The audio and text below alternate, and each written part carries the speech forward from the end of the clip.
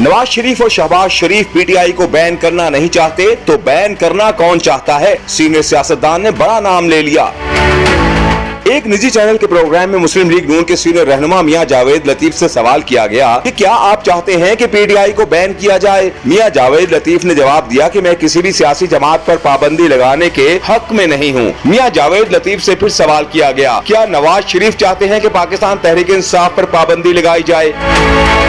मियां जावेद लतीफ ने जवाब दिया, नहीं, किसी भी सियासी जमात को बैन करना रियासत के नुकसान में है। एंकर ने प्रोग्राम में मौजूद मुस्तफा नवाज खोखर से सवाल किया कि शहबाज शरीफ नहीं चाहते कि पीटीआई बैन हो, नवाज शरीफ भी पीटीआई पर पाबंदी लगाने के हक में नहीं हैं। इसहाक डार भी कह चुके हैं वो पीटीआई पर पाबंदी लगाने के हक में नहीं हैं। जिससे भी पूछो वो कहता है हम नहीं चाहते कि पीटीआई पर पाबंदी लगे। तो फिर वो कौन है जो पीटीआई पर पाबंदी लगाना चाहता है?